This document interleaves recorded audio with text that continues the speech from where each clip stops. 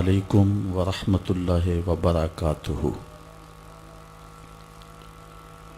ماہ نور ربیع الاول شریف کے حسین موسم میں وینس میرج ہال کے ماہانہ درس قرآن میں حضور علیہ السلام کے شمائل کا تذکرہ چھڑا اور مسلسل 3 ماہ کے دروس میں اسی عنوان کو موضوع سخن رکھا گیا اور حضور کی صورت کے عنوان سے چند باتیں آپ لوگوں تک پہنچانے کی سعادت مندی حاصل کی گئی۔ جب حضور علیہ السلام کی صورت کا ذکر اپنی بساط کے مطابق ہم مکمل کر چکے تو یہ طے پایا کہ اب حضور کی سیرت کا ذکر بھی ہو۔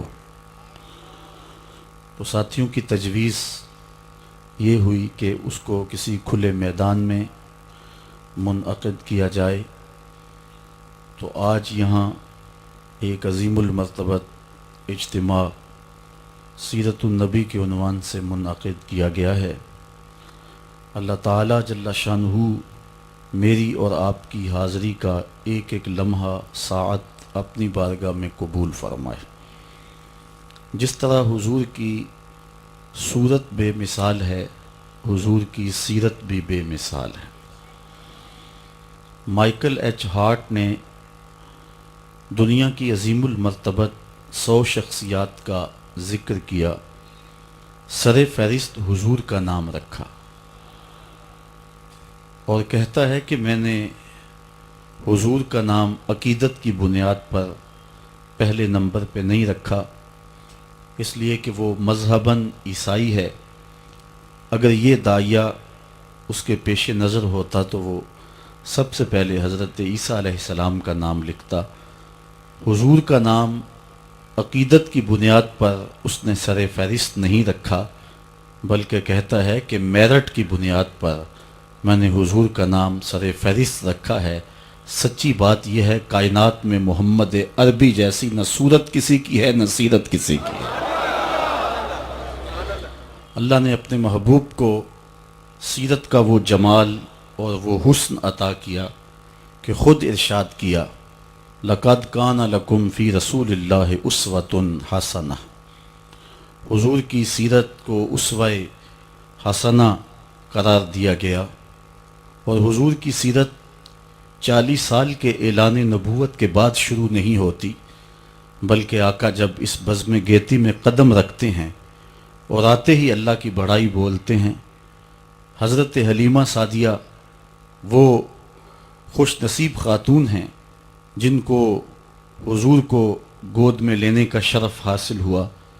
کہتی ہیں میں نے حضور کو دودھ پیش کیا، حضور نے دائیں چھاتی سے دودھ پیا، میں نے پھر بائیں چھاتی پیش کی تو حضور نے رخ موڑ لیا۔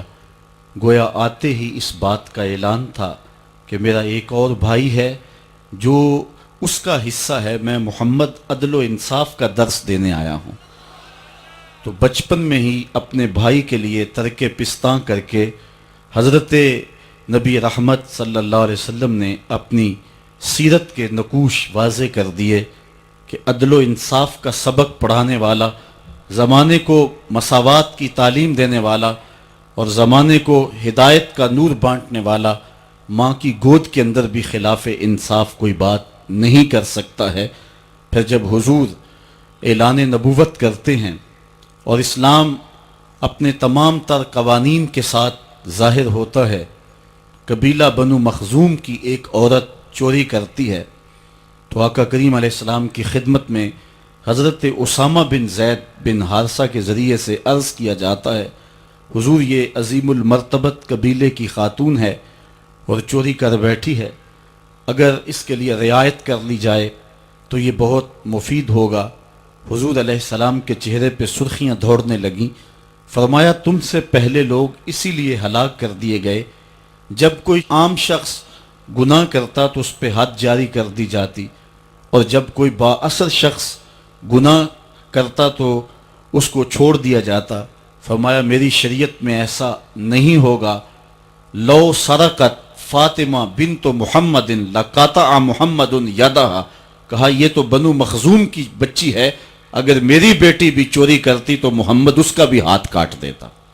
دنیا کے اوپر عدل و انصاف کی وہ روشن مثالیں حضور نبی رحمت صلی اللہ علیہ وآلہ وسلم نے اپنے اس دنیا پر جلوہ گر ہوتے ہی جن کا آغاز کیا تھا، پھر اس کو اپنے نقطۂ انتہا تک اور نقطۂ کمال تک پہنچایا ہے۔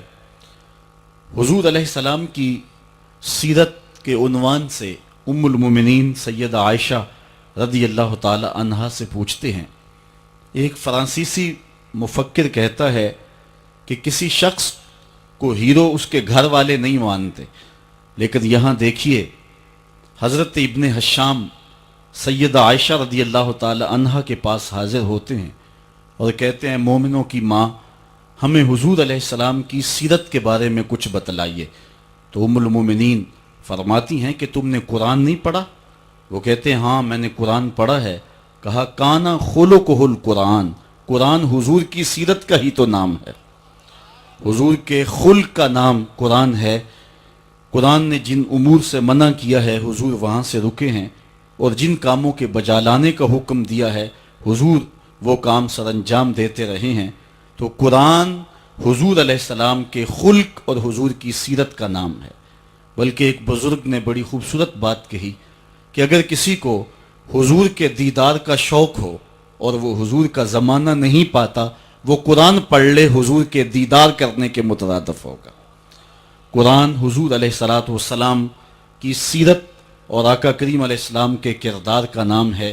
تو ام المومنین سیدہ عائشہ رضی اللہ تعالی عنہا فرما رہی ہیں، اے پوچھنے والے کانا خلقہ القرآن، قرآن حضور کے خلق کا نام ہے۔ حضرت سیدہ خدیجہ الکبریٰ رضی اللہ تعالی عنہا خاتون اول، وہ خاتون جس نے اسلام کے لیے سب سے زیادہ قربانیاں دیں، حضرت عائشہ رضی اللہ تعالی عنہ فرماتی ہیں کہ حضور اتنی محبت سے ذکر کرتے حضرت خدیجہ الکبریٰ کا کہ میرا ان سے جو رشتہ تھا اس بنیاد پر مجھ سے ایک دن رہا نہ گیا، اور میں نے کہہ دیا حضور آپ ہر وقت حضرت خدیجہ کا ذکر کرتے ہیں، جس طرح زمانے میں ان کے علاوہ کوئی دوسری عورت تھی ہی نہیں۔ تو حضور نے فرمایا ہاں خدیجہ خدیجہ ہی تھی۔ تو کہتی ہیں میں نے عرض کی حضور اللہ نے آپ کو بہتر ازواج دے دی، اور آپ اس عورت کا ذکر ہر وقت کرتے ہیں جس کے ہونٹوں کے گوشے بڑھاپے کی وجہ سے رنگ بدل گئے تھے۔ تو حضور نے فرمایا عائشہ مجھے خدیجہ کے بارے تکلیف نہ دو، جب پورے مکے نے میرا انکار کیا تھا تو اس نے میرا اقرار کیا تھا۔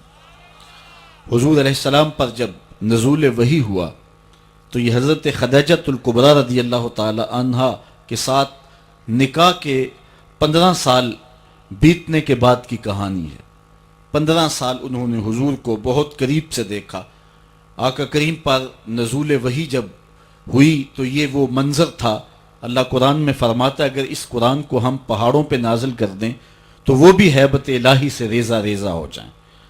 تو حضور علیہ السلام کے قلب اطہر پر جب قرآن مجید کا نزول ہوا تو حضور اس کا احساس پا رہے تھے، اور آقا کریم علیہ السلام گھر پلٹے اور آپ نے فرمایا یا خدیجہ زملونی، اے خدیجہ مجھے چادر دو، میں سخت سردی محسوس کر رہا ہوں، اور حضور نے خدشات کا اظہار کیا۔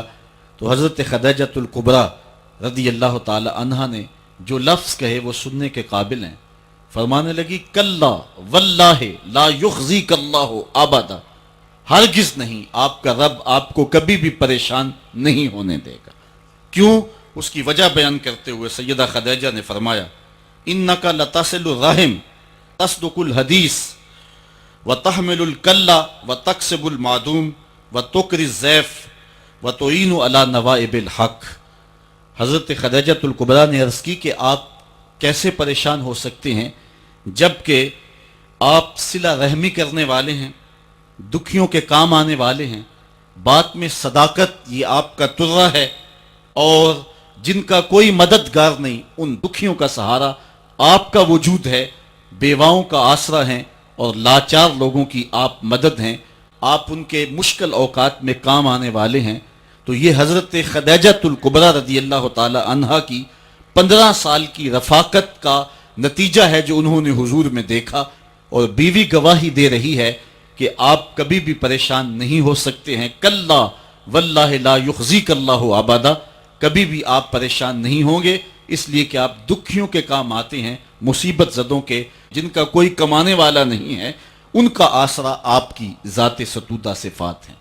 یہ تو 25 سال سے لے کر کے 40 سال کی حضور کی عمر حضرت خدیجہ نے دیکھی اور یہ بات کہی. یہی بات حضور کے چچا جناب ابو طالب نے اس وقت کہی جب حضور کی عمر 9 سال تھی. ایسا ہوا، ابن عساکر نے اپنی تاریخ میں اس کو اپنی سند سے لکھا ہے کہ مکے میں بارش نہیں ہو رہی تھی اور لوگ قحط زدہ ہو گئے. تو حضرت نبی رحمت صلی اللہ علیہ وسلم کے چچا جناب ابو طالب کے پاس آ کر کہا آپ اولاد اسماعیل سے ہیں، آئیں اللہ کی بارگاہ میں دعا کریں تاکہ یہ خشک سالی ختم ہو اور بارش کی کہیں سے کوئی بوند برسے. فرمایا آؤ چلو صحن حرم میں چلتے ہیں، تم بھی اللہ کی بارگاہ میں دعا کرو، میں بھی اللہ کی بارگاہ میں دعا کرتا ہوں. حضور کی عمر 9 سال ہے، سارے مکے کے لوگ صحن حرم میں جمع ہیں.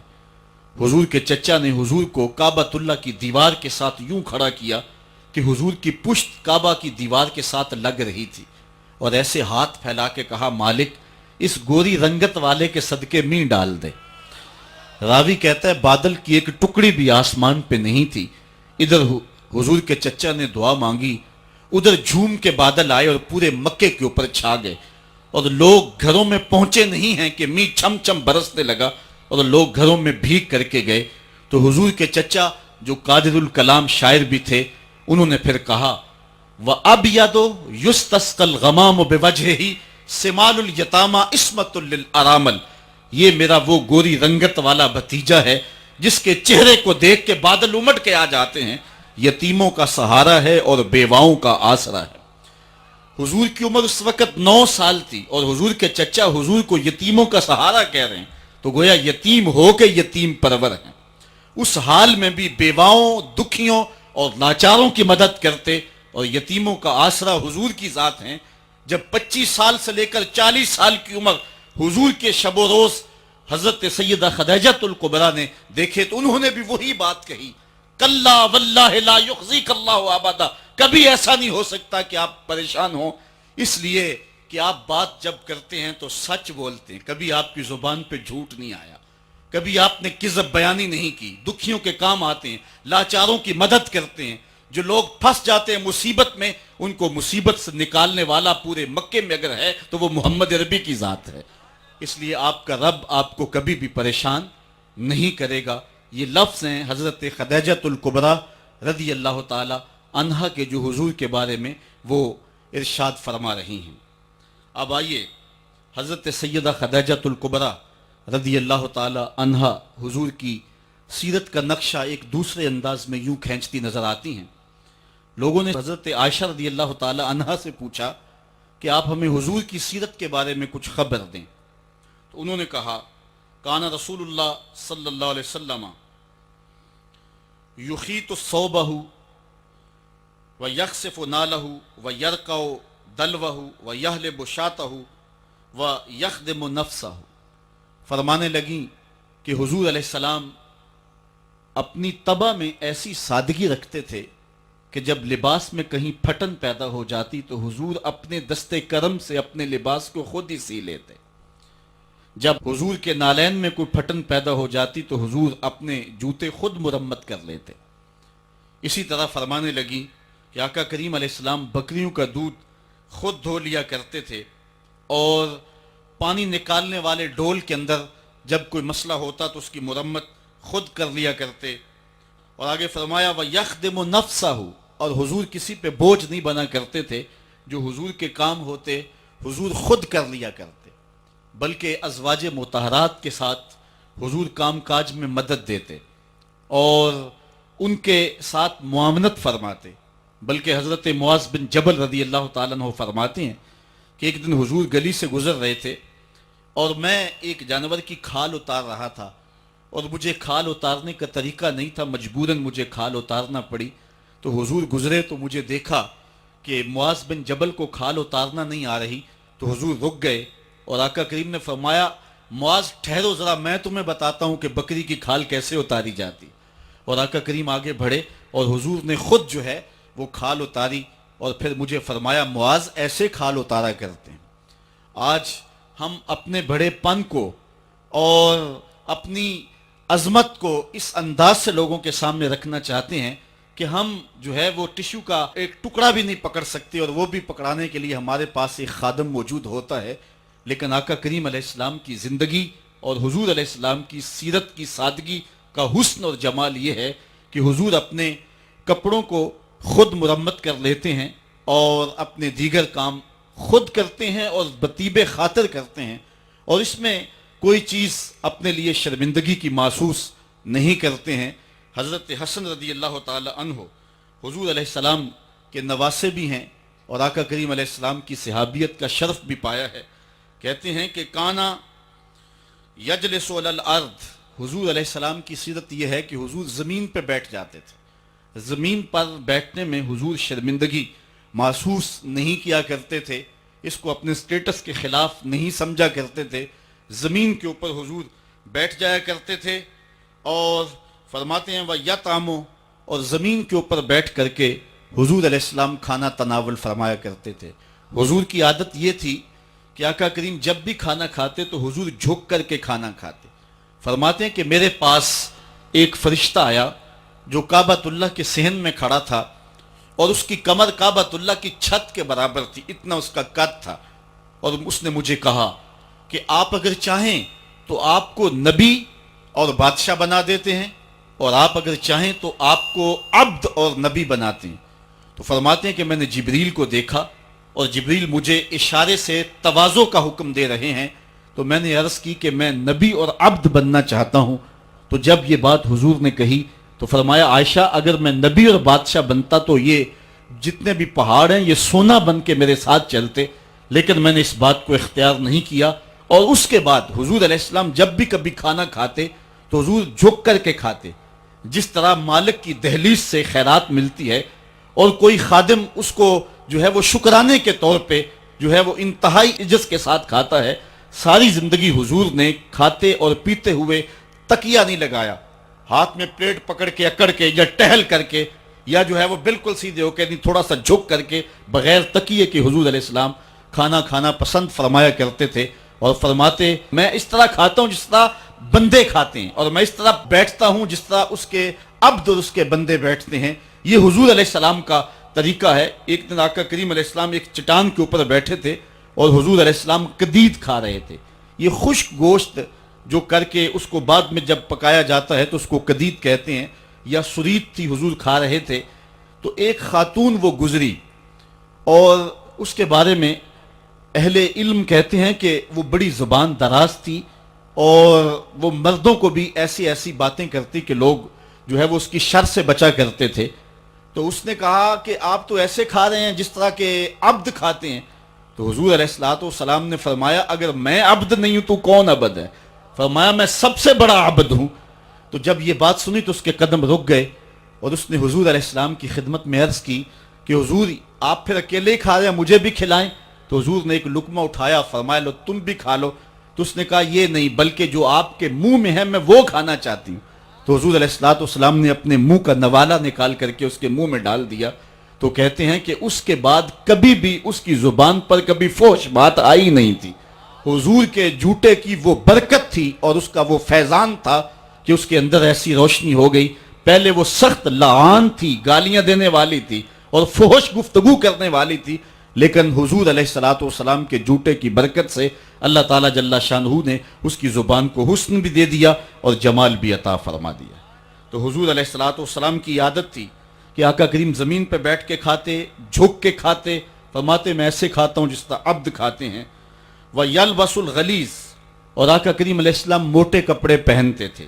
باریک ترین کپڑے پہننے سے حضور نے گریز کیا ہے، اور یہ علامت تکبر ہے کہ باریک ترین لباس پہنا جائے. تو حضور موٹا لباس پہنتے تھے. وَيَرْكَبُ الْحِمَارِ، اور آقا کریم علیہ السلام دراز گوش کے اوپر سوار ہوتے تھے. ویسے اگر حضور سے نسبت نہ ہو تو گدھا کہیں گے، اب نسبت میرے رسول سے ہو گئی ہے تو اس کا نام ہی بدل گیا، بلکہ حضور علیہ السلام جس داراز گوشت کے اوپر سوار ہوتے تھے اس کا نام یافور تھا، اور اہل محبت اس کو محبت سے حضرت یافور کہتے ہیں۔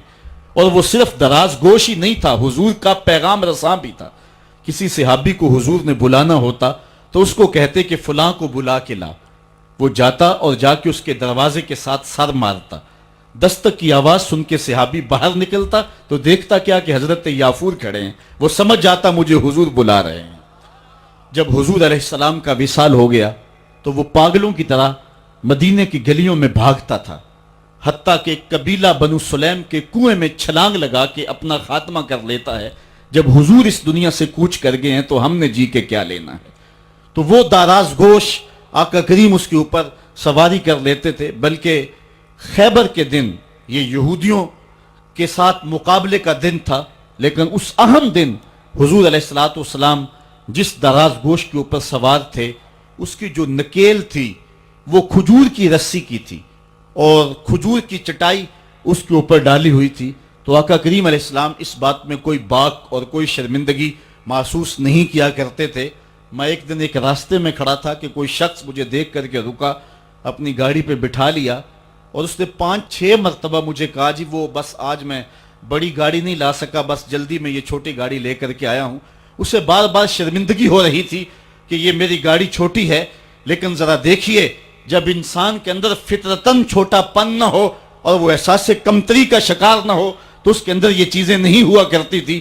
حضور علیہ السلام دراز گوشت کے اوپر سوار بھی ہوتے تھے اور کسی کو اپنا ردیف بھی بنا لیتے، اور لازمی نہیں کہ کسی کو ردیف بنانے کے لیے حضور کسی عالی نسب شخص کا انتخاب کرتے، بلکہ غلاموں کو، لاچاروں کو اور انتہائی مسکین لوگوں کو حضور علیہ السلام اپنا ردیف بنایا کرتے تھے۔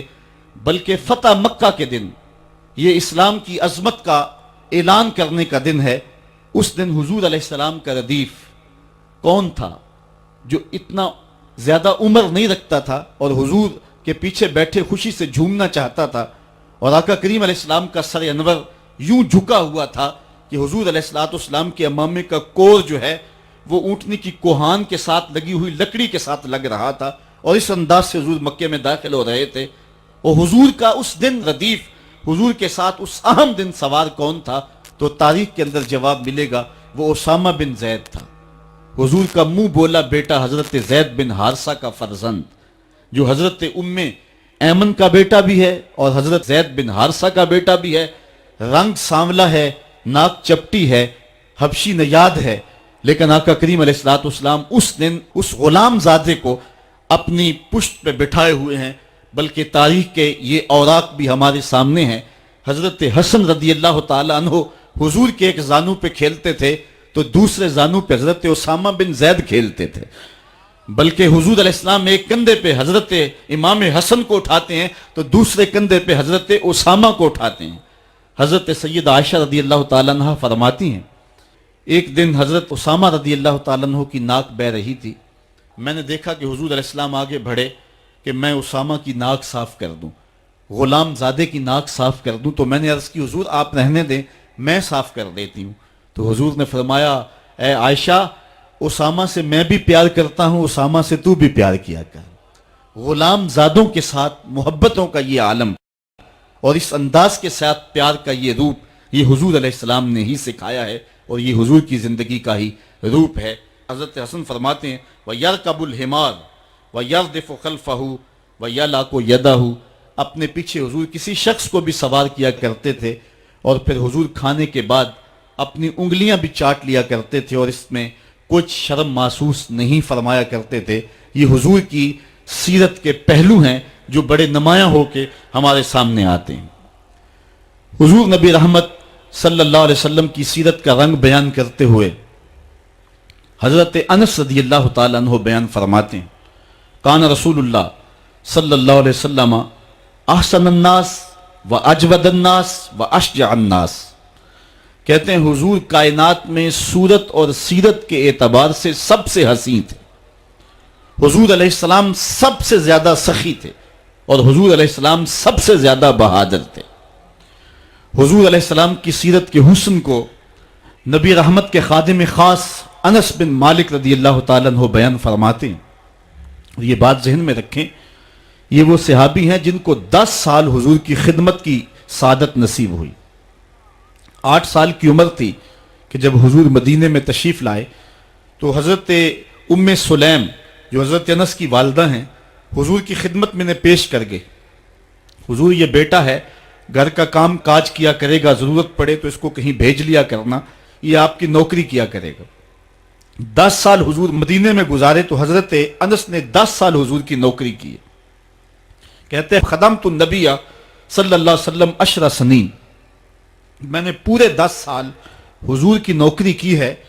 حضور علیہ السلام کی عادت کریمہ یہ تھی کہ 10 سال میں ایک بار بھی ایسا نہیں ہوا کہ حضور نے مجھے کبھی جھڑکا ہو، اور کبھی یہ بھی نہیں ہوا کہ میں نے کوئی کام کیا ہو اور وہ کام درست نہ ہو، حضور کے مزاج کے خلاف ہو، تو آقا کریم نے کہا ہو کہ یہ کام کیوں کیا، اور کبھی حضور نے کسی کام کے کرنے کا کہا ہو اور میں نے نہ کیا ہو تو حضور نے کہا ہو کہ یہ کام تم نے جو ہے وہ کیوں نہیں کیا۔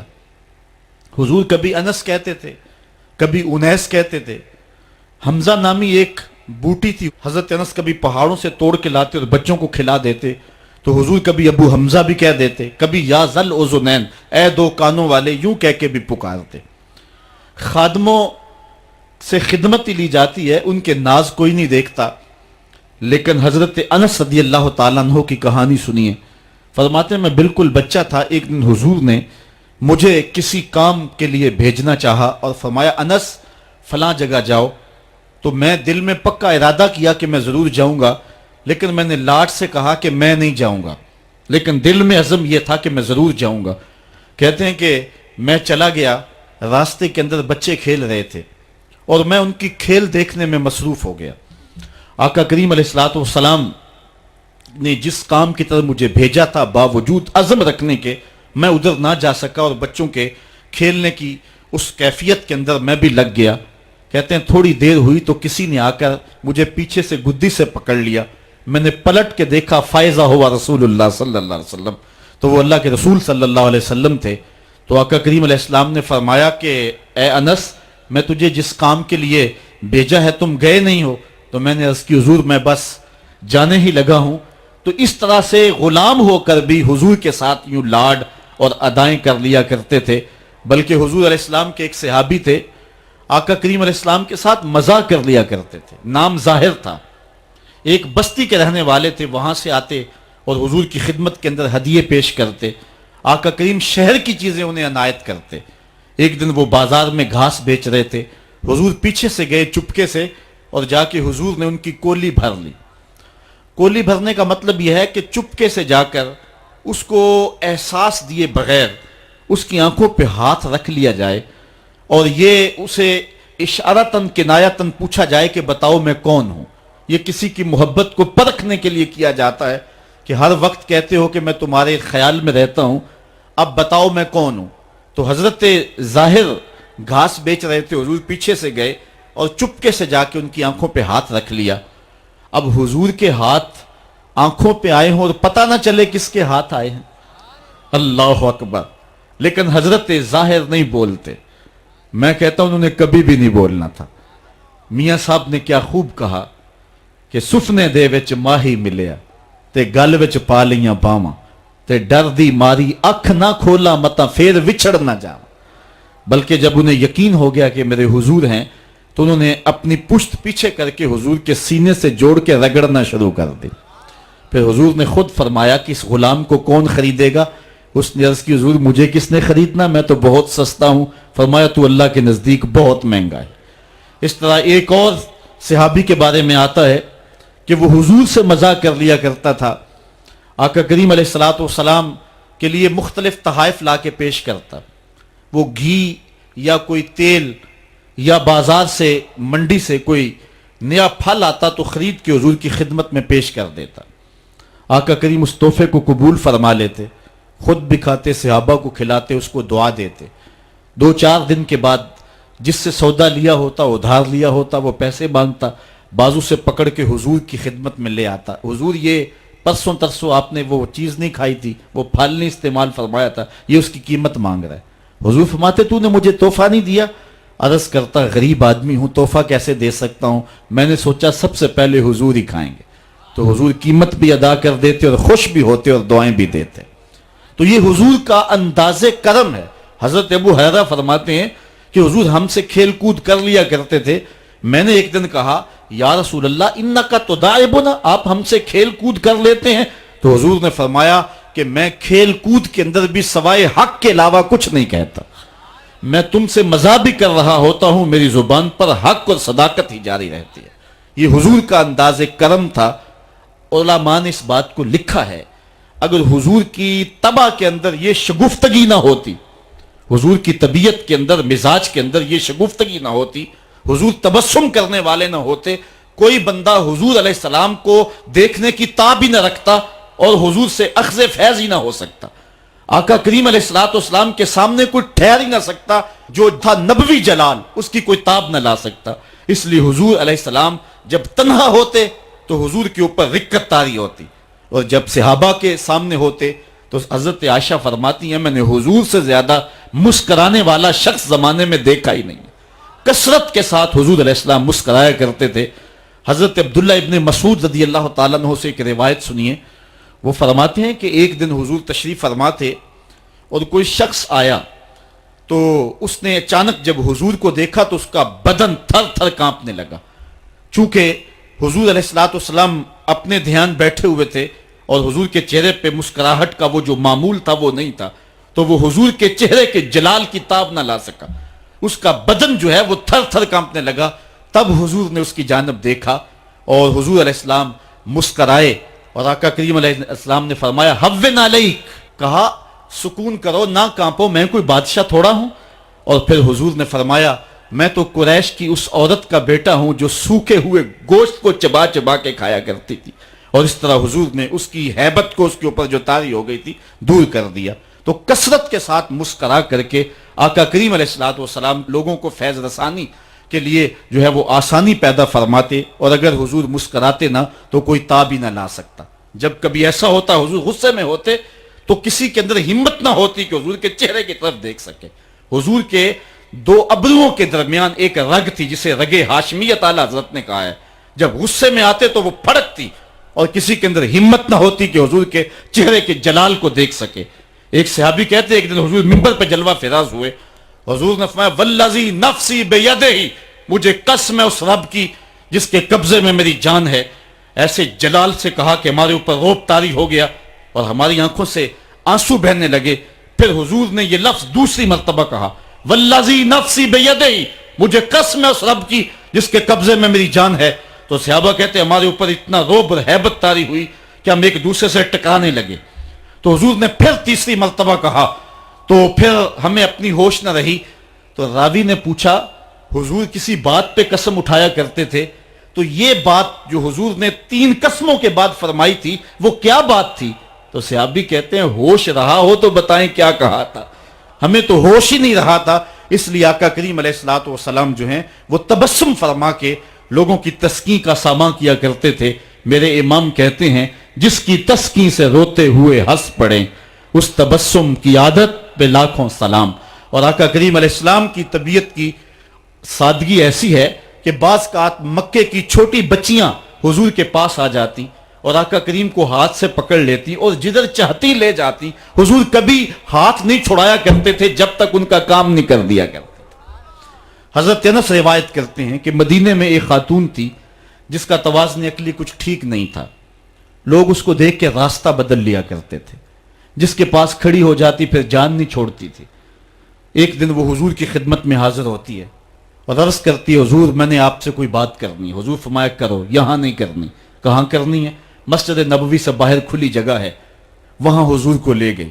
کڑکتی دھوپ، عرب کا ماحول اور اس کی بے مقصد سی باتیں، حضور کان لگا کے اس کی باتیں سن رہے ہیں۔ یہ حضور کی عادت تھی، جب کوئی گفتگو کرتا جب تک وہ بات مکمل نہ کر لیتا حضور سنتے رہتے۔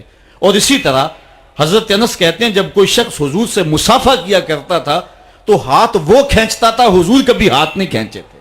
آقا کریم اس انداز سے شفقت فرمایا کرتے تھے۔ تو اس نے جو گفتگو شروع کی گھنٹے گزر گئے، تو کہتے ہیں جب کئی گھنٹے گفتگو کرتے ہوئے گزر گئے ہمیں بڑا غصہ آ رہا تھا اس عورت پہ لیکن کہہ کچھ اس لیے نہ سکے کہ ادب اور حیا مانے تھا کہ حضور خود ہی تو غور سے اس کی باتوں کو سن رہے ہیں.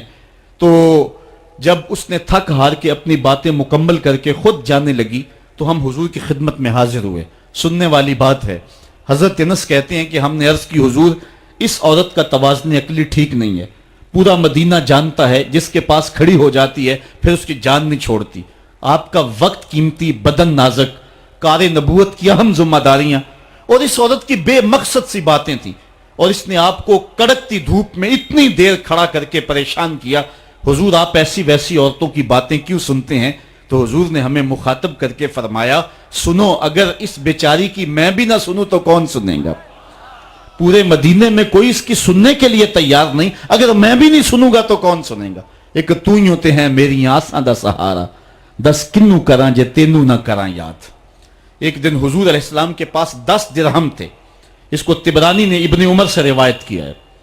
حضور ایک دکان پہ گئے اور وہاں 4 درہم کے اندر حضور نے ایک قمیض خریدی. حضور نے زیب تن کی اور تشریف لائے. ایک انصاری صحابی کو قمیض پسند آ گئی. اس نے حضور کو کہا اللہ آپ کو جنت کا لباس پہنائے، یہ قمیض مجھے دے دے. حضور نے اتار کے قمیض اس کو مرحمت فرما دی. اس کے بعد حضور علیہ السلام پھر دوبارہ گئے اور 4 درہم کی حضور نے پھر دوبارہ ایک قمیض خریدی. پھر حضور تشریف لائے تو ایک لونڈی تھی، وہ رو رہی تھی. تو آقا کریم علیہ السلام اس کو فرمایا کہ تو کیوں رو رہی ہے؟ اس نے کہا کہ مالک نے مجھے کسی کام کے لیے 2 درہم دے کر کے بھیجا تھا اور وہ درہم مجھ سے گم ہو گئے. میں اس لیے رو رہی ہوں کہ جب خالی ہاتھ جاؤں گی تو میرا مالک مجھے مارے گا. تو حضور علیہ السلام کے پاس 2 درہم بچتے تھے تو آقا کریم نے وہ 2 درہم اس خاتون کو دے دیے. تھوڑی دیر کے بعد حضور نے دیکھا تو وہ پھر رو رہی تھی. تو حضور نے فرمایا کہ تو اب کیوں رو رہی ہے؟ اس نے کہا کہ دیر کی وجہ سے میرا آقا مجھ کو سختی کرے گا کہ اتنی دیر سے کیوں پہنچی ہو، تو میں اس لیے گھر جاتے ہوئے ڈرتی ہوں. تو حضور نے فرمایا چلو میں تمہیں تمہارے گھر چھوڑ کے آتا ہوں. آقا کریم علیہ الصلوۃ والسلام اس کنیز کے ساتھ اس کے آقا کے دروازے پر پہنچے. اور آقا کریم کی عادت یہ تھی جب کسی کے دروازے پر جاتے تو 3 مرتبہ بلند آواز سے السلام علیکم بھی کہتے اور دستک بھی دیتے. تو حضور نے کہا السلام علیکم. اندر سے کوئی جواب نہ آیا. حضور نے پھر دوسری مرتبہ فرمایا السلام علیکم. تو اندر سے پھر جواب نہ آیا. تو تیسری مرتبہ حضور نے پھر کہا السلام علیکم. تو اندر سے وعلیکم السلام کا جواب آیا. انہوں نے فوراً دروازہ کھول دیا اور کہا کہ ہمارے مقدر کہ آپ ہمارے گھر تشریف لائے. حضور کیسے جو ہے وہ آنا ہوا؟ تو حضور علیہ السلام نے فرمایا پہلے یہ بتاؤ میں نے 3 مرتبہ کہا السلام علیکم، تم نے پہلی 2 مرتبہ جواب نہیں دیا. تو انہوں نے عرض کیا کہ ہم نے قصداً خاموشی اختیار کی اس لالچ میں کہ حضور بار بار ہمیں سلامتی کی دعا دیتے رہیں. السلام علیکم تمہارے اوپر سلامتی ہو، السلام علیکم تمہارے اوپر سلامتی ہو. اور حضور نے فرمایا کہ اس لونڈی کی دیر کی وجہ سے میں اس کے ساتھ تمہارے تک اس کو پہنچانے آیا ہوں. تو انہوں نے حضور کے ان غلاموں نے کہا ہیا حرۃ لوجہ اللہ، حضور آپ اس کے ساتھ آئے ہیں اللہ کی رضا کے لیے، ہم لونڈی کو آزاد کرتے ہیں.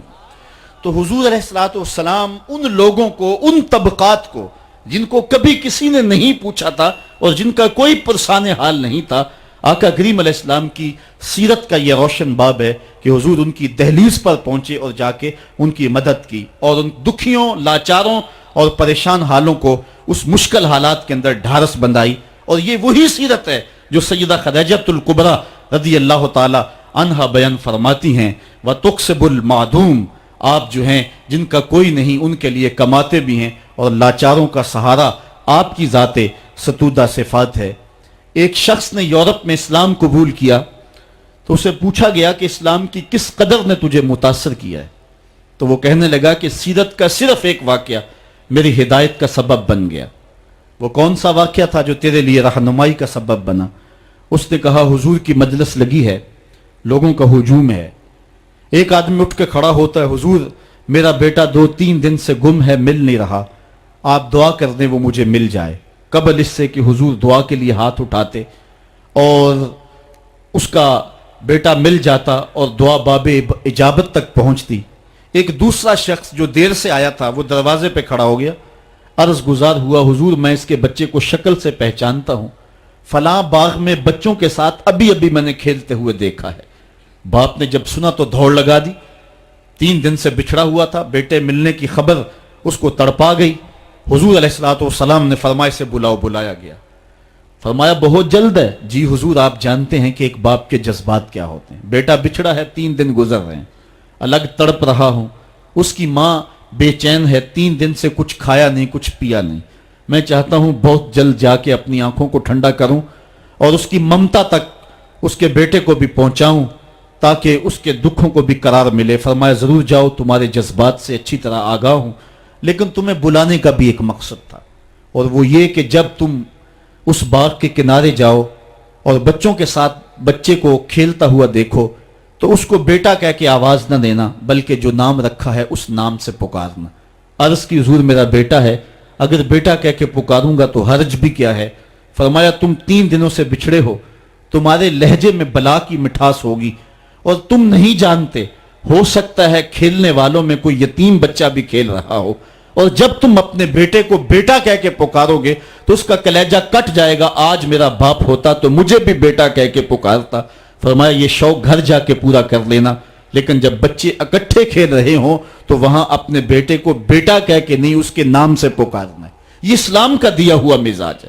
بیوہ کے سامنے اپنی بیوی سے پیار نہ کرو، غریب کے سامنے اپنی دولت کی نمائش نہ کرو، بلکہ حضور نے یہاں تک فرمایا اپنے گوشت کی خوشبو سے غریب ہمسائے کو تکلیف نہ دو، یا تو تھوڑا سا پانی زیادہ ڈال لو اور شوربے کی ایک پیالی غریب ہمسایوں کے گھر بھی بیچ دو، اور اگر ایسا نہیں کر سکتے تو ایسے زاویے میں ایسے وقت میں کھانا پکاؤ جب غریب کے بچے سو چکے ہوں، چونکہ اگر غریب کے بچوں نے ضد کر لی اور غریب استطاعت نہ رکھتا ہوا ان کی ضد پوری کرنے کی، تو بتاؤ ان بلکتے ہوئے بچوں کو چپ کون کروائے گا؟ ان کے بہتے ہوئے آنسوں کو کون پوچھے گا؟ وہ کیا کسی نے کہا تھا دوپہر کو سلا دیتی ہے بچوں کو وہ اس ڈر سے گلی میں پھر کھلونے بیچنے والا نہ آ جائے۔ ہمیں اسلام نے یہ تعلیم دی ہے، دکھیوں کی نزاکت قلبیہ کا اتنا خیال، اتنا لحاظ، یہ ایک پیغمبر کی زندگی ہوتی۔ قرآن نے ہمیں بڑی واضح اس بات کی طرف بلایا ہے، یہ بات ذہن میں رکھیں، اس غلط فہمی سے ہم نکلیں۔ مسئلہ غریب کی مدد کا نہیں ہے، مسئلہ غریب کی عزت نفس کا ہے، یتیم کی دل جوئی کا مسئلہ ہے۔ قرآن مجید میں اٹھائیں، اللہ تعالیٰ ارشاد فرماتا ہے یہ وہ بد نصیب لوگ ہیں کہ جو یتیموں کو دھکے دیتے ہیں، اور دوسرے مقام پہ ارشاد فرمایا کہ کلا بل لا تکرمون الیتیم، یہ یتیم کی تکریم نہیں کرتے۔ یتیم کو کھانا دینا اور بات ہے، اس کی تکریم اور اس کی عزت کے ساتھ اس کو کھانا دینا یہ اور بات ہے۔ یار بچا ہوا کھانا تو کتے کو بھی ڈالا جا سکتا ہے، بچی ہوئی دیکھ بار پھینکنے کی بجائے کسی کے منہ میں پڑ جائے یہ بات نہیں ہے، بات یہ ہے کہ اس کو تکریم دیتے ہیں یا نہیں دیتے ہیں۔ یہ جو عید کے موقع پہ غریبوں کو لائن میں کھڑا کر کے عید پیکج دے رہے ہوتے ہیں اور 10 اخبارات کے اندر تصویریں چھپتی ہیں، اور بندہ اپنی اس نفسانی تسکین کو روحانی تسکین سمجھ رہا ہوتا ہے کہ وہ سمجھتا ہے کہ میں بہت نیکی کا کام کر رہا ہوں، بہت بڑا سماجی کارکن ہوں۔ ذرا غور کرے کہ اس نے غریبوں کی غربت کا مذاق تو نہیں اڑایا؟ اس لائن کے اندر جہاں غریب، یتیم اور لاچار کھڑے ہو کر کے تصویریں کھچوا رہے ہیں، اگر اس کی بیٹی کو اس لائن میں کھڑا ہونا پڑتا تو اس کے جذبات کیا ہوتے؟ اس کی بیوہ بیوی ہو جائے اور اس کو اس لائن میں کھڑا ہونا پڑے تو اس کے جذبات کا عالم کیا ہے؟ تو غریب کی مدد کا مسئلہ نہیں، اس کی تعظیم کا مسئلہ ہے۔ اور حضور کا ایک فرمان سنیے، فرمایا اس دھرتی پہ بہترین گھر وہ ہے جس میں یتیم کی عزت کی جاتی ہو، یتیم کی صرف کفالت نہیں بلکہ اس کی تکریم، یہ اسلام کا معاملہ ہے۔ تو اس نے کہا کہ حضور علیہ السلام نے یہ جو فرمایا کہ اپنے بیٹے کو بیٹا کہہ کے نہ پکارنا، تو یہ وہ اسلام کا مزاج ہے، جس روشن مزاج نے جو ہے وہ حضور علیہ السلام کی نزاکت قلبیہ کو ہمارے سامنے رکھا، اور یتیم کے لیے یہ احساسات ایک پیغمبر کی زندگی کا ہی حصہ ہو سکتے ہیں۔ تو آقا کریم علیہ السلام ان دکھیوں اور لاچاروں کے ساتھ اس انداز کے ساتھ حسن سلوک کا انداز اختیار کیا کرتے ہیں۔ بہت سارے ایسے لوگ ہیں جو لوگوں کے ساتھ حسن سلوک کی انوکھی داستانیں رقم کرتے ہیں، لیکن گھر والوں کے ساتھ ان کا رویہ کوئی اچھا نہیں ہوتا ہے، گھر آ کر فرعون بن جاتے ہیں۔ کسی شخص کی سیرت اور اس کے کردار کی اصل جھلک دیکھنی ہو تو یہ دیکھیں کہ اس کا اپنے اہل خانہ کے ساتھ رویہ کیا ہے۔ خود حضور علیہ السلام نے ارشاد فرمایا، خیرکم خیرکم لأہلہ وانا خیرکم لأہلی، تم میں سے بہتر وہ ہے جو اپنے اہل خانہ کے ساتھ بہتر ہے، اور میں تم میں سب سے زیادہ اپنے اہل خانہ کے ساتھ بہتر ہوں۔ یہ حضور علیہ السلام کے رویوں کی داستان ہے۔ ام المومنین سیدہ عائشہ رضی اللہ تعالی عنہا سے پوچھئے، فرماتی ہیں ایک دن میں پانی پی رہی تھی کہ حضور گھر میں تشریف لے آئے، مجھے دور سے دیکھ کر کے کہا، عائشہ ذرا تھوڑا سا پانی میرے لیے بھی چھوڑنا۔ تو کہتی ہیں میں نے پانی چھوڑ دیا، حضور قریب آئے، میرے ہاتھ سے آپ خورا لیا، پانی پینے لگے تو پھر رک گئے اور پھر میری جانب دیکھ کے مسکرائے اور فرمایا، عائشہ ذرا بتانا تم نے ہونٹ کہاں رکھ کے پانی پیا تھا؟ مجھے بتائیں اگر شوہر کا رویہ بیوی کے ساتھ یہ ہو تو پھر گھر جنت بنے گا یا کہ نہیں بنے گا؟ تو کہا مجھے یہ بتائیں کہ تم نے ہونٹ کہاں رکھے تھے۔ یہ حضور کی سیرت کا وہ تابناک پہلو ہے۔ آج جس دور سے ہم گزر رہے ہیں، ایک دوسرے کے جھوٹے کو ہم اپنے لیے جو ہے وہ باعث عار سمجھنے لگے ہیں۔ بالخصوص مرد تو عورت کا جھوٹا اپنی مردانگی کے خلاف سمجھتا ہے۔ لیکن آؤ میں تمہیں حضور کی سیرت کا ایک اور خوبصورت واقعہ سناؤں۔ حضرت ابو ہریرہ رضی اللہ تعالیٰ عنہ فرماتے ہیں، اور آپ جانتے ہیں صحابہ میں سب سے زیادہ کثیر روایت شخص حضرت ابو ہریرہ رضی اللہ تعالیٰ عنہ کی ذات میں۔ حضور علیہ السلام کی 5300 سے زائد احادیث کے راوی ہیں۔ حضرت ابو ہریرہ قبیلہ دوس سے تعلق رکھتے ہیں، باپ انتقال کر گئے ہیں، ساری زندگی حضور کے نام پہ گزار دیے۔ حضرت ابو ہریرہ خدمت حدیث میں ایسے مشغول رہے کہ شادی کرنے کی فرصت بھی نہیں پائی، ساری زندگی حضور علیہ السلام کی سنگت میں صحبت میں گزار دی۔ بلکہ مجھے یہاں ایک لطیفہ یاد آ گیا، ہمارے ایک مولانا صاحب ہوا کرتے تھے، تو وہ پڑھے تو معمولی تھے لیکن تھے بڑے زندہ دل۔ تو ایک دن کسی نے ان سے پوچھ لیا کہ حضرت یہ جو ابو ہریرہ ہیں ان کو ابو ہریرہ کیوں کہتے ہیں؟ تو ہریرہ تو ہرہ کی تصغیر ہے اور ہرہ بلی کو کہتے ہیں، لیکن چونکہ ان کے علم میں نہیں تھا تو انہوں نے ایک دو لمحے غور کیا، پھر 2-3 مرتبہ اس لفظ کو دہرایا ابو ہریرہ، اور پھر سوچ کے کہنے لگے سمجھ آ گئی ابو ہریرہ کو ابو ہریرہ کیوں کہتے ہیں۔ پوچھنے والوں نے کہا جناب کیوں کہتے ہیں؟ کہا ابو ہریرہ کا معنی ہے ہر ویلے حضور کے پاس رہنے والا۔ تو چلو آج یہی ترجمہ کر لیتے ہیں، ابو ہریرہ ہر ویلے حضور کے پاس ہی رہتے تھے، بلا تعین اوقات حضور سے درس حیات، درس زندگی، درس دین لیتے تھے۔ یہ صفہ کے چبوترے پہ بیٹھ کے حضور سے تعلیم حاصل کرنے والے اسلام کی پہلی درسگاہ کے طالب علم ہیں۔ جنگل سے لکڑیاں کاٹ کے لاتے، بیچتے اور پیٹ کی آگ بجھاتے۔ کبھی حضور کے گھر سے لنگر آ جاتا، کبھی فاقے بھی کاٹتے، کبھی کوئی صحابی ان کی دعوت کرتا اور یوں کام چل جاتا۔ کہتے ہیں ایک دن کھائے پیے ہوئے کافی دن گزر گئے اور حالت یہ تھی کہ کمر بھی سیدھی نہیں ہو رہی تھی۔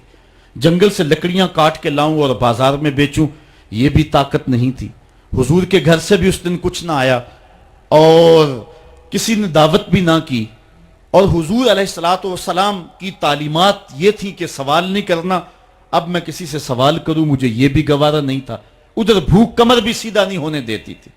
کہتے ہیں میں نے ہیلا کیا اور مسجد نبوی کے ایک ایسے زاویے پہ بیٹھ گیا جہاں سے لوگوں کا گزر ہوتا تھا۔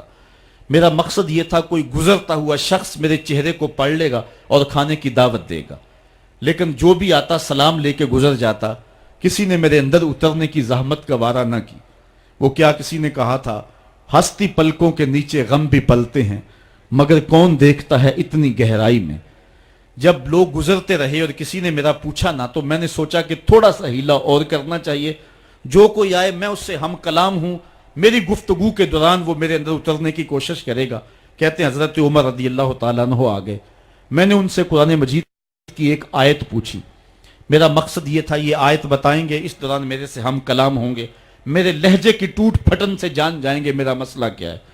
لیکن وہ شاید جلدی میں تھے، انہوں نے آیت بتائی اور چلے گئے۔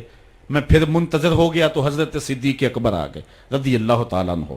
میں نے ان سے کوئی مسئلہ شرعی پوچھ لیا، میرا مسئلہ یہ تھا کہ وہ مسئلہ بتائیں گے، اس دوران میرے مسئلے تک پہنچ جائیں گے۔ لیکن وہ بھی شاید جلدی میں تھے، انہوں نے مسئلہ بتایا اور چلے گئے۔ میں سوچا میرا مسئلہ تو حل نہ ہوا، اب میں منتظر تھا کہ اب کون آئے گا، تو ایک جانب سے روشنی اٹھی اور دل و قلب و نگاہ کا مرشد اولین آ گیا۔ حضور تشریف لے آئے، میں نے حضور سے بھی کوئی مسئلہ ہی دریافت کر لیا۔ آقا نے میری جانب غور سے دیکھا، پھر زیر لب مسکرا کے بولے ابو ہریرہ بھوک لگی ہوئی ہے؟ میں نے کہا جی حضور بھوک لگی ہے۔ کہا پھر میرے پیچھے پیچھے آ جاؤ۔ آگے روایت آپ نے علماء سے سنی ہے، حضور نے گھر والوں سے کہا کچھ ہے؟ انہوں نے کہا ہاں جی دودھ کا ایک پیالہ ہے۔ فرمایا ابو ہریرہ؟ میں نے کہا جی حضور۔ کہا صفہ کے چبوترے پہ جو بیٹھے ان کو بھی بلا لاؤ۔ صرف ابو ہریرہ ہی ہر ویلے پاس نہیں رہتا، اور بھی ہر ویلے پاس رہتے ہیں، ان کا بھی خیال ہے حضور کو۔ تو کہتے ہیں دودھ کا ایک پیالہ، اور میں گیا تو 70 لوگ تھے، حضور کا حکم تھا بلا لایا۔ حضور نے میرے ہاتھ میں دودھ کا پیالہ دیا اور کہا دائیں سے شروع ہو جاؤ۔ میں نے ایک شخص کو دودھ دیا اور دودھ پہ نظر رکھی، اس نے جی بھر کے پیا، لیکن دودھ ختم نہ ہوا۔ دل کو تسلی ہو گئی، دوسرے کو، تیسرے کو، 70 آدمی دودھ پی گئے۔ دودھ کا پیالہ بھرے کا بھرا، لگتا یہ تھا اللہ نے دودھ کے پیالے کا تعلق کوثر کی نہر سے جوڑ دیا۔ جب 70 آدمی پی گئے، اعلیٰ حضرت کا اسلوب بھی دیکھیے۔ بریلی سے آواز آ رہی ہے، کیوں جناب ابو ہریرہ کیسا تھا وہ جامع شیر جس سے 70 صاحبوں کا دودھ سے منہ پھر گیا؟ کہا ابو ہریرہ کون باقی؟ عرض کی حضور ایک میں باقی، ایک آپ باقی۔ فرمایا کہ ابو ہریرہ تم پیو۔ کہتے ہیں میں نے پیا، سیراب ہو کے پیا۔ حضور نے فرمایا اور پیو، میں نے اور پیا۔ پھر فرمایا اور پیو، میں نے اور پیا، رج گیا۔ تو حضور نے فرمایا ابو ہریرہ اور پیو۔ میں نے کہا مجھے قسم اس رب کی جس نے آپ کو حق کے ساتھ مبعوث کیا ہے، میرے میں ایک قطرے کی گنجائش بھی نہیں ہے۔ تو حضور نے میرے ہاتھ سے پیالہ لیا اور خود نوش جاں کر لیا۔ تو اس حدیث کا ایک پہلو تو یہ ہے کہ دودھ کا ایک پیالہ 72 آدمیوں کو کافی ہو گیا، لیکن دوسرا پہلو کبھی نہ بھولیے کہ 2 جہاں کا سردار ہے، 71 آدمیوں کا جوٹا پی رہا ہے۔ یہ حضور کی سیرت کا پہلو ہے۔ تو کہا عائشہ بتاؤ کہ تم نے ہونٹ کہاں رکھے تھے؟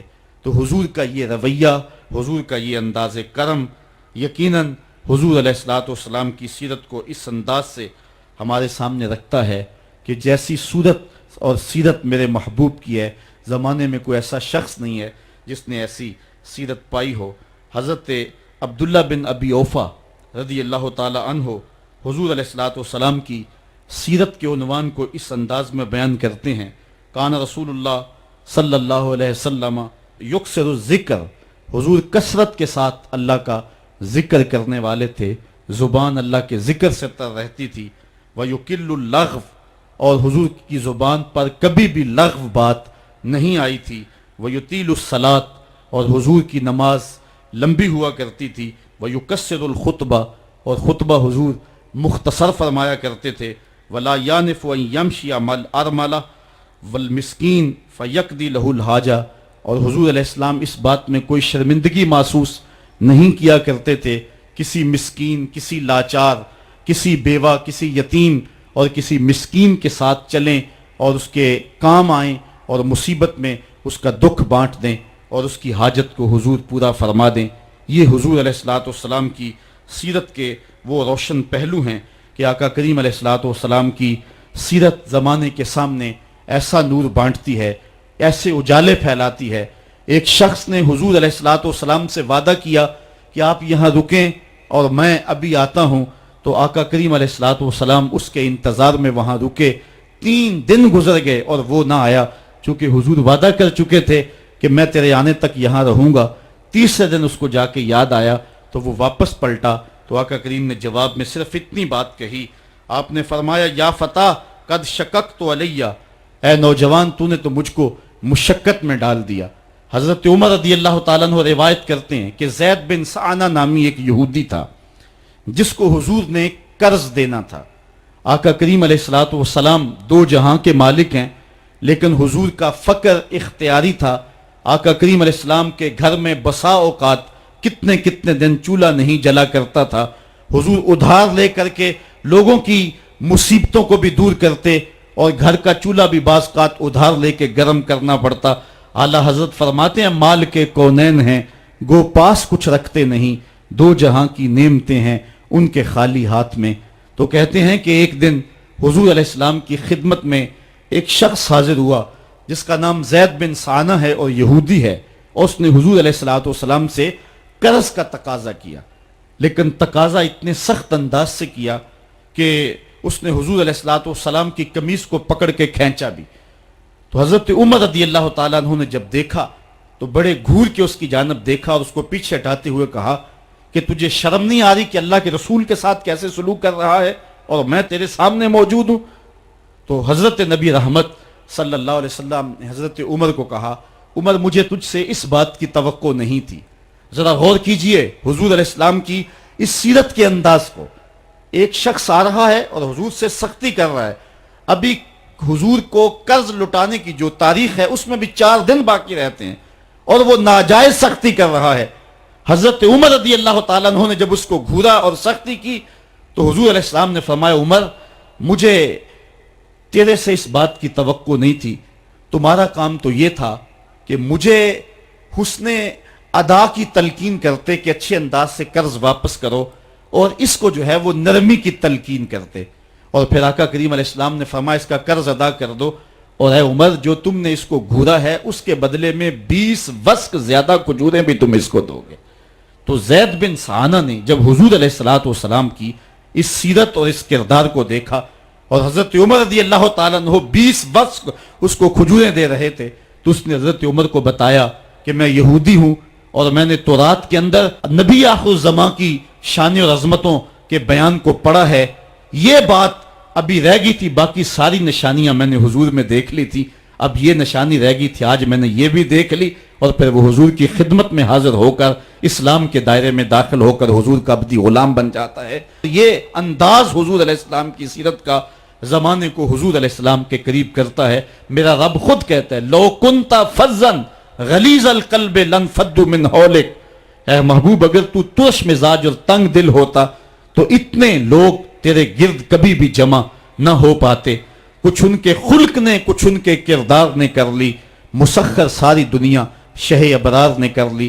حضور علیہ الصلوۃ والسلام کے پیار نے زمانے کو اس قدر قریب کر دیا کہ وہ حضور علیہ السلام پہ جانے قربان کرنے کے لیے ہمہ وقت مستعد اور فعال رہتے تھے۔ جتنا پیار انہوں نے حضور سے کیا ہے کائنات میں اس کی دوسری کوئی مثال نہیں ملتی ہے۔ ایک شاعر کہتا ہے اپنے محبوب کا ذکر کرتے ہوئے، وہ کہتا ہے، حافظ شیرازی نے غالباً کہا ہے کہ میرے جیسا محب زمانے میں کوئی نہیں، اس لیے کہ تیرے جیسا زمانے میں محبوب بھی تو کوئی نہیں۔ اگر صحابہ جیسا عاشق تمہیں زمانے میں نہیں ملتا تو محبوب جیسا کوئی صورت و سیرت میں حسین بھی تو زمانے کے اندر تمہیں نہیں ملے گا۔ تو حضرت سیدنا انس کے لفظ، کان رسول اللہ صلی اللہ علیہ وسلم احسن الناس، حضور لوگوں میں سب سے زیادہ حسین ہیں۔ اور دوسری بات، کان رسول اللہ اجود الناس، حضور سب سے زیادہ سخی ہیں۔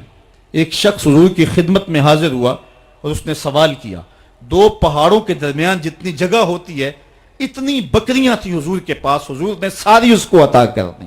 وہ واپس جا کے اپنی قوم سے کہنے لگا کہ محمد عربی ایسا شخص ہے، اتنا عطا کرتا ہے کہ پھر کمی کا شائبہ ہی باقی نہیں رہتا ہے۔ تیسری بات، حضرت انس فرماتے ہیں، کان رسول اللہ صلی اللہ علیہ وسلم احسن الناس و اجود الناس و اشجع الناس، کہتے ہیں کہ حضور جتنے دلیر تھے، جتنے بہادر تھے، کائنات کے تر اتنا بہادر ہم نے کوئی نہیں دیکھا۔ مولا کائنات فرماتے تھے جب جنگ کی بھٹی گرم ہوتی تو ہم دیکھتے کہ سب سے آگے بڑھ کر حملہ کرنے والے محمد عربی ہی ہوا کرتے تھے، اور ہم حضور علیہ السلام کی اوٹ میں ہوا کرتے تھے۔ آقا کریم علیہ السلام نے اپنی زندگی میں اپنی تلوار سے اور اپنے نیزے سے جو ہے وہ کسی کو قتل نہیں کیا ہے، صرف ابی بن خلف وہ بد نصیب شخص تھا جس نے کہا تھا کہ میں نے گھوڑا رکھا ہے جس کو 16 رتن مکئی کے دانے روز ڈالتا ہوں، اور اس گھوڑے کے اوپر سوار ہو کے میں آؤں گا اور اے محمد معاذ اللہ آپ کو شہید کر دوں گا۔ تو حضور علیہ السلام نے فرمایا اللہ نے چاہا تو میں تجھے قتل کروں گا۔ اور پھر غزوہ احد کے موقع پہ جب وہ آیا، کہنے لگا کہ میرا راستہ چھوڑ دو، اور پھر وہ گھوڑا لے کر کے آگے بڑھا۔ صحابہ آگے بڑھنے لگے تو حضور نے فرمایا پیچھے ہٹ جاؤ۔ حضرت حارث بن سما سے حضور نے چھوٹا سا نیزہ لیا اور آگے بڑھ کے اللہ کے محبوب علیہ السلام نے اس کے گلے کے قریب اس کا ہلکا سا کچوکا دیا، اور چھوٹا سا زخم اس کی گردن پہ لگا تو وہ بھاگتا تھا اور چیختا تھا اور کہتا تھا کہ قاتلنی محمد، محمد نے مجھے قتل کر دیا ہے۔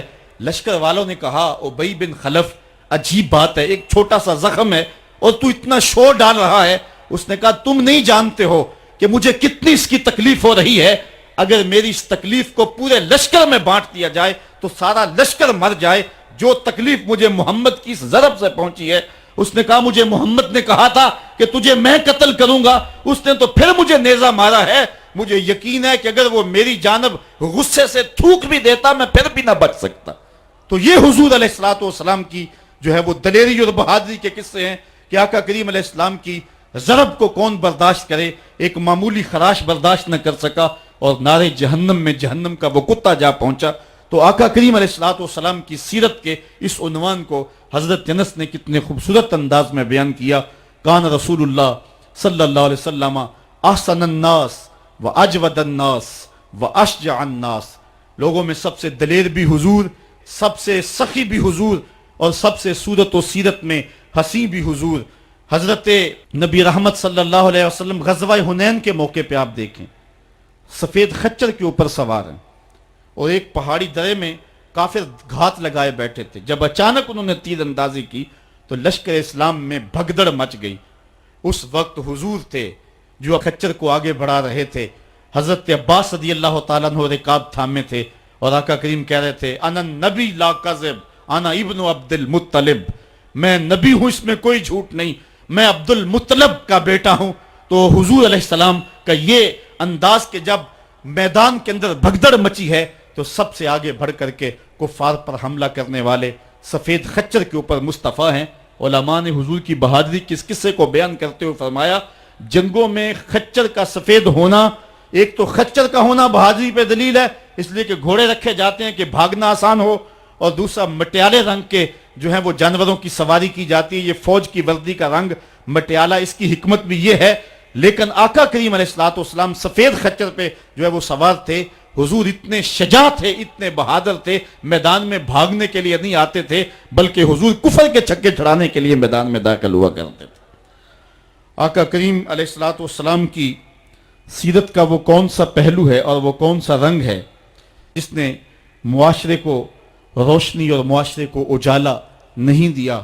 آج میرے اور آپ کے آقا و مولا کی یہ سیرت ہمیں حضور علیہ السلام کی محبت کا حقدار بنائے گی۔